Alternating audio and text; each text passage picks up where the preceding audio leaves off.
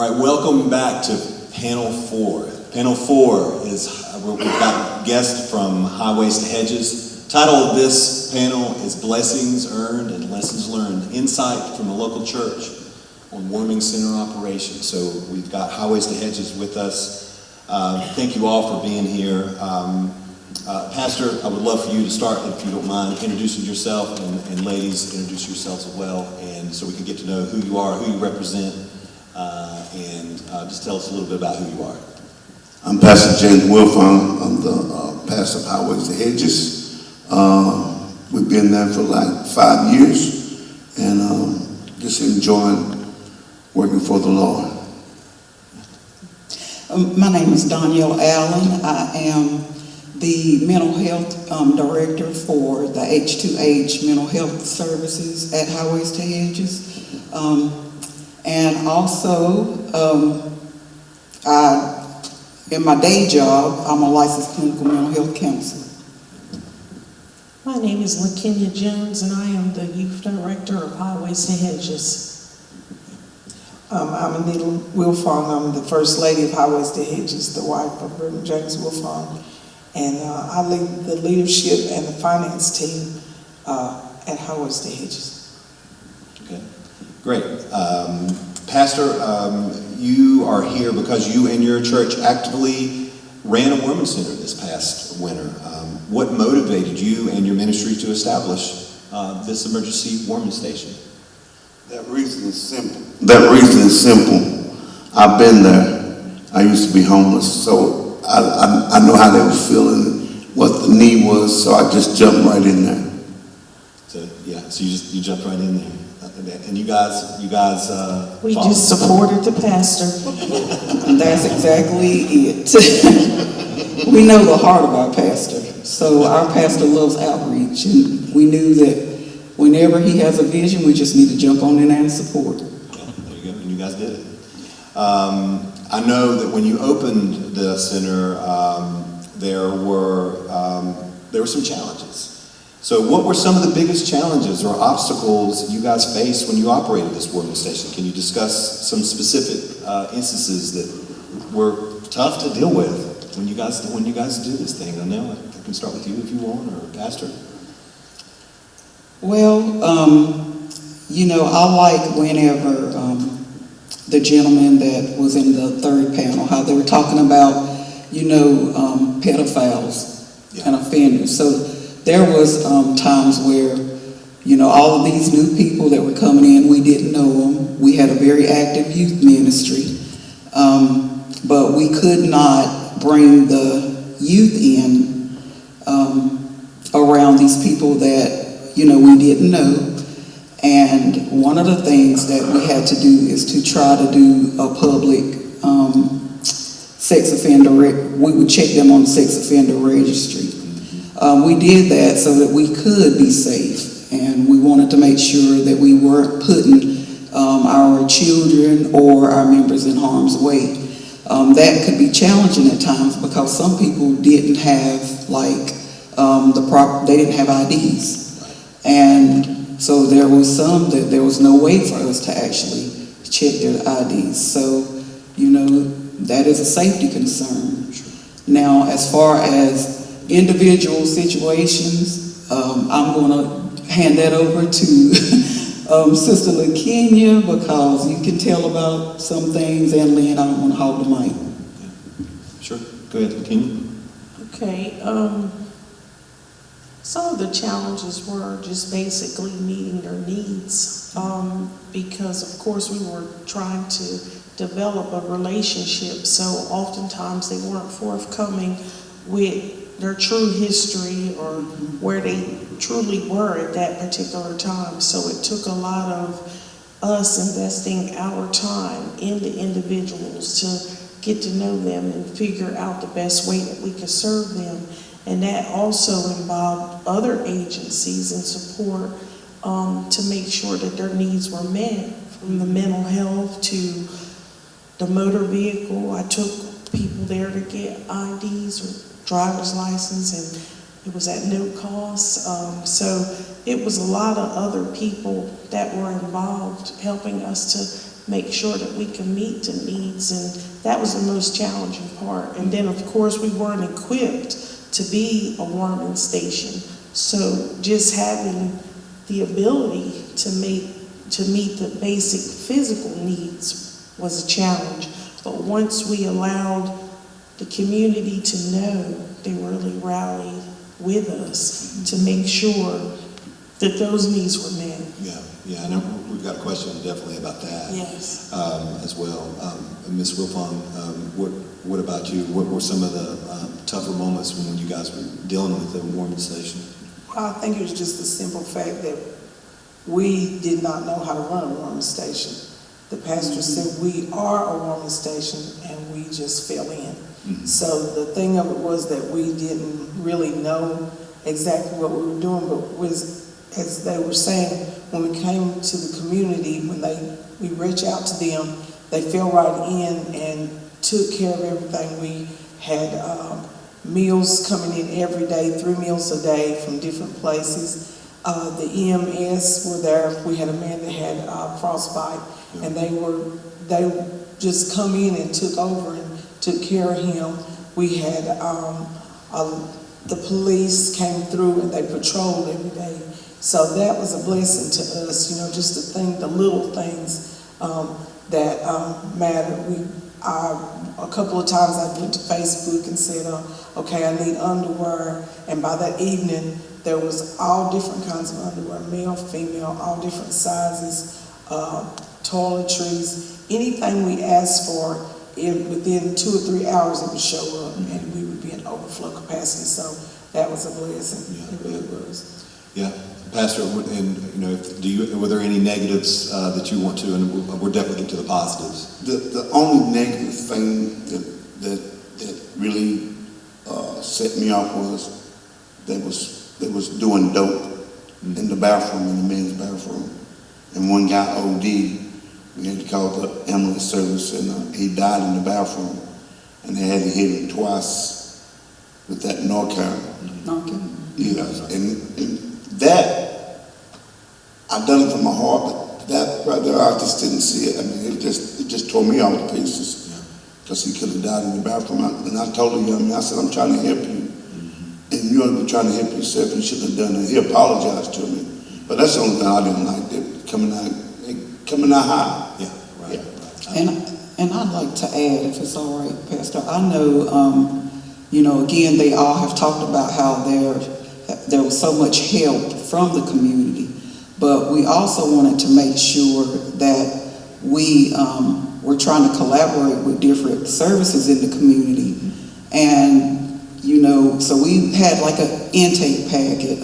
Sister LaKenya came up with an intake packet, and what we would do was try to find out if there was psychosocial or environmental factors that were really at play when it came to their homeless situation.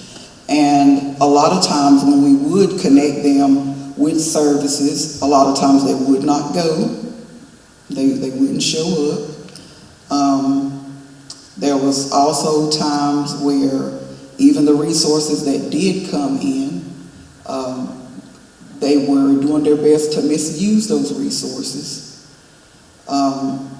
So I hope that we will, share our experiences like that, so that people will know, that it takes a lot. It takes a whole lot to actually run a warming station. We were sort of talking about some of the challenges. So tell me about some of the. You sort of alluded to some of them, but tell me about some of the success stories. I've heard from several of you all talk about the gentleman with the frostbite, and there's a couple of others. I think that's also important to the people that you were able to help. Well, he was a veteran, and I just couldn't tell him veteran he couldn't come in and get more. So we made room for him with his bad foot, and he got better, got his own apartment, and we had another veteran there, and he decided he was going to go to Mount Airy to live, but he called me a couple days later. I drove down there and got him, brought him back, and stayed at the church, got him a house, and I got him a job. So he's doing good. That's good. Can I know there was a couple of people that you helped and worked with as well that you consider successes? Oh, yeah. Definitely those who were able to get identifications so that they would be able to get jobs and potentially provide for themselves. The housing, some of them were able to utilize mental health services, not that most of them did not follow through, but we had some that did. So one success is a great success. So we're just trying to help one person at a time. So that was good, and just even the networking, we were able to connect them with community resources and even provide transportation. The city allowed us to bring them there one time per week for showers, and that was huge because some of them had not had showers in years. So they were so grateful, and we were as well. And that's just a few of the successes, and people were still thankful until this day.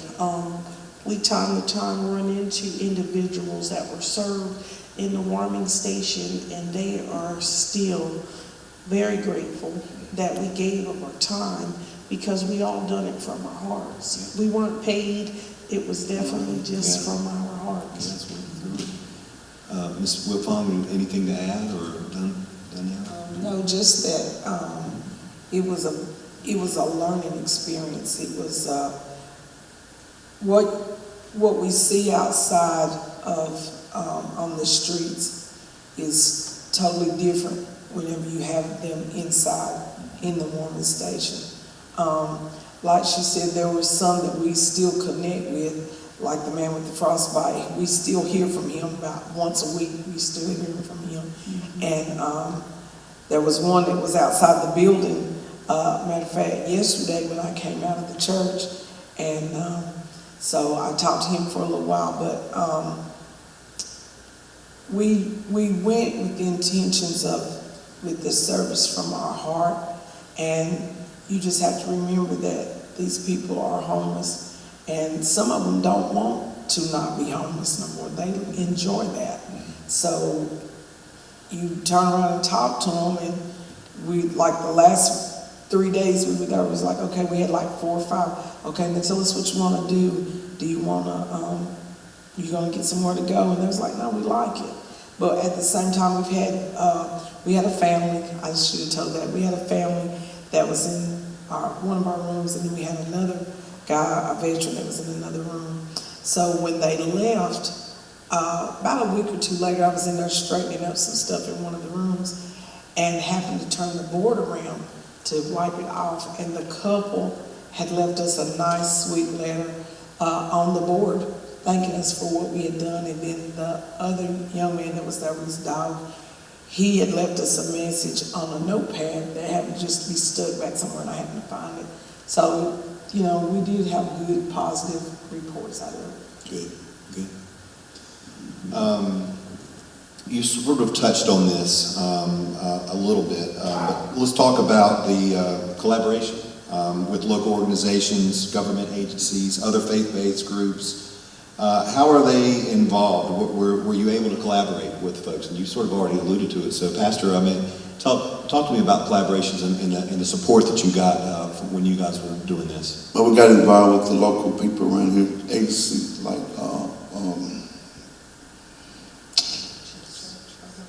other churches. I'm thinking the name of the local business.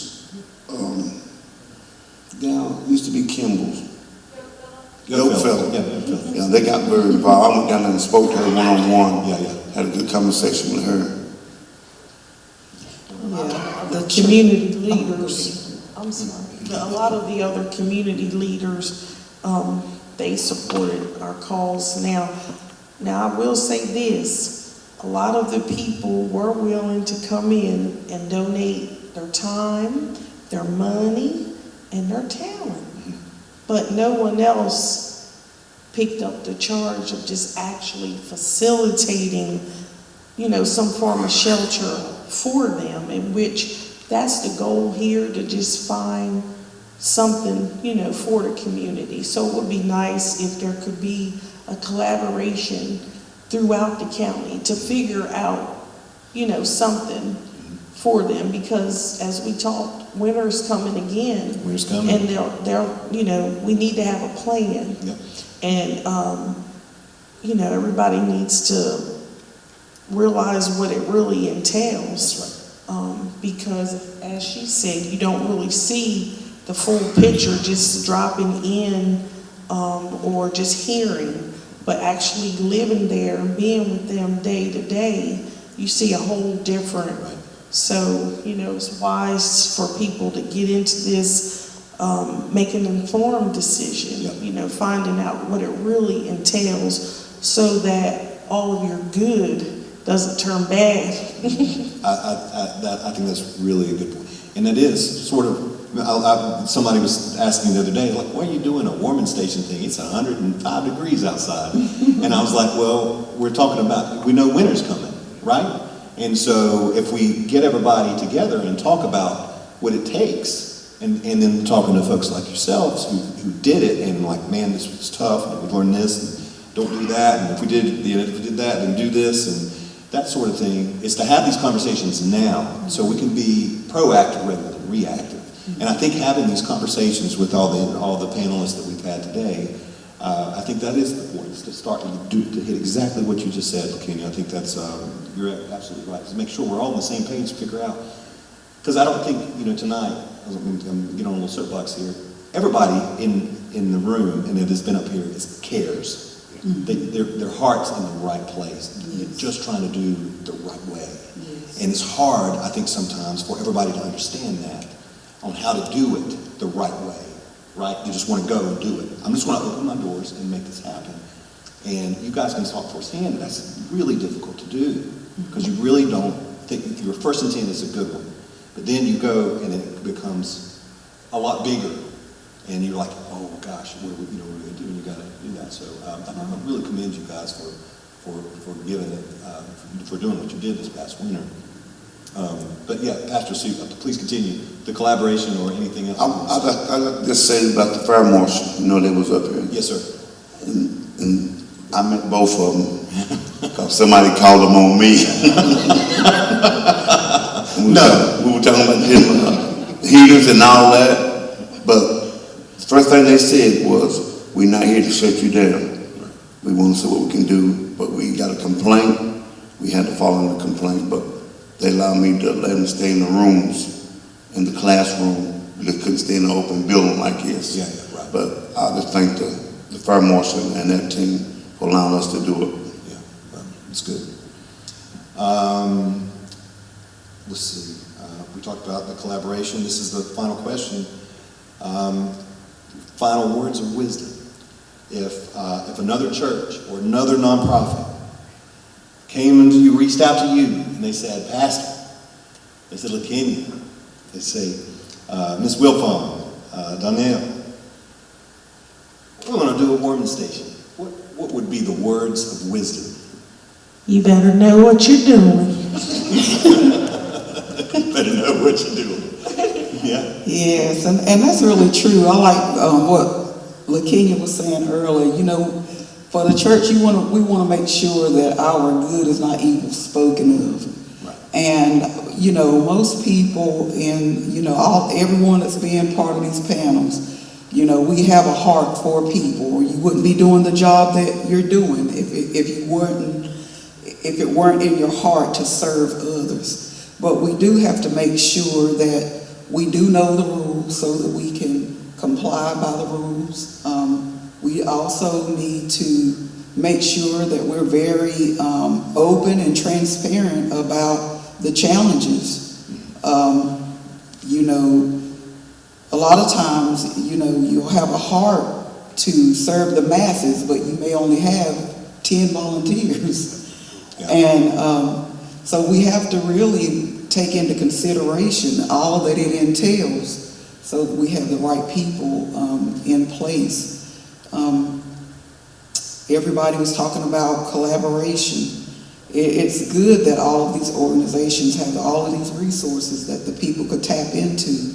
But when there's no structure for how they're going to tap into those resources, that right there can make some people that need help, they feel like that they are just, going in a rabbit hole. They need to be able to know, okay, my first step is to go here, and then you can connect me with the next person, and then you get connected with the next service. And I believe that those kind of things need to be in place, because you have a lot of people that would show up with good intentions, but without any structure.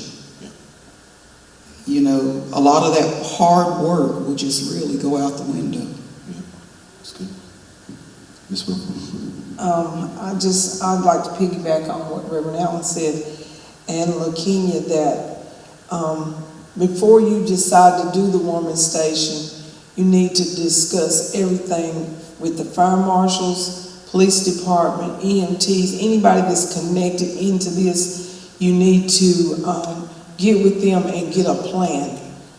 Don't just jump into it, because that was the big thing with us. We just, whatever the pastor said, we just went into it. And then I will say this, thank you all for everything you've done.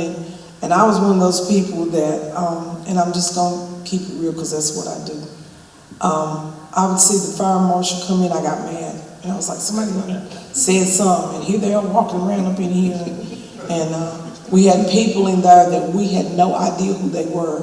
They came in to help, but they were really doing other things. So make sure that the people that you have coming in that's going to volunteer for you, that you know of them.